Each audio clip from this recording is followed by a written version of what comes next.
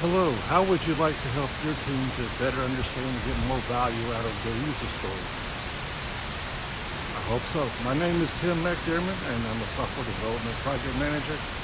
I live here in the beautiful city of Tampa Bay, Tampa, Florida. And today I'm standing in front of this beautiful water fountain with flowing water because I'm going to teach you about the story of the flow of the life cycle of a user story. Now, a user story is something that defines a scope of a piece of work that you're working on, that the people are going to do in the sprint. And it's a ticket or a tool that remains available during the sprint, when they're doing the work on the story, and they're constantly updating it and changing the status on it, etc. So a better way to teach what a user story is to teach about how it gets used for the flow through the flow of work. Flow, like the flow of water. The user story starts out as life as an open ticket. It starts out in an open status and is usually owned by, at that point, it's primarily owned by the product owner or somebody who can represent the business side and somebody who's going to be there gathering the requirements.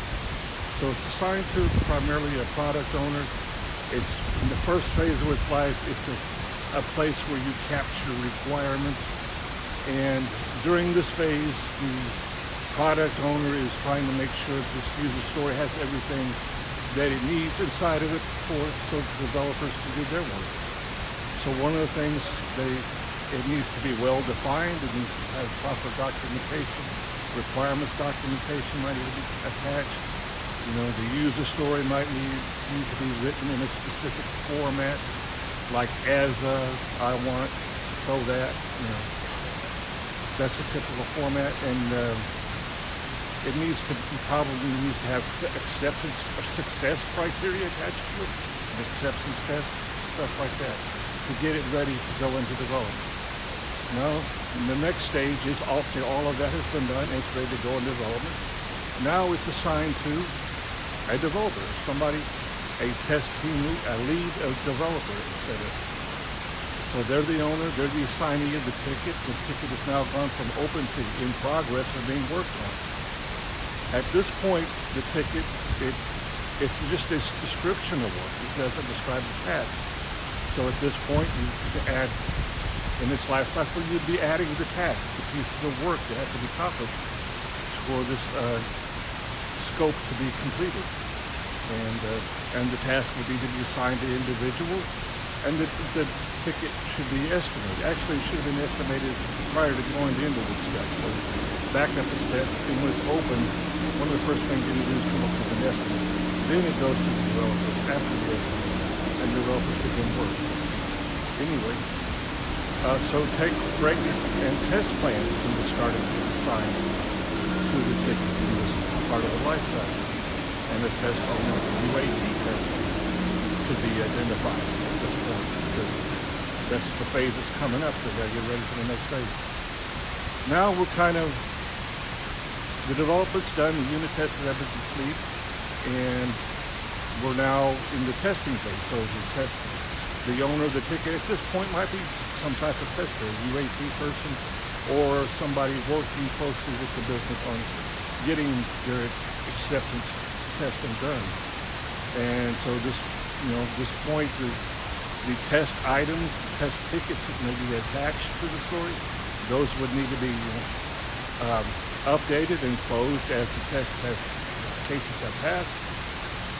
Once all the test cases have passed, then you can attach the test evidence that shows that the tests have passed to the user story, etc. So that's what's happening to the user story in this phase of life. And now we're at the end of life. So we're going to the next phase. The next phase is closed. Closed means it's now in production, and all the subtasks have to be closed, and all the test tickets have to be closed. We all the proper documentation has to be done in such. For the auditors, if they come back and audit, they want to know what work was to be done, what got completed, the steps that were taken to move this into production, etc. All those need to be attached to the story so that then production can take over and support that. That's it. That's the user story. And there's many variations, on this life cycle. It depends upon the business that you're working in, their rules, etc. But this is the typical life cycle of the user story. So this should help your team and yourself better understand what a user story is.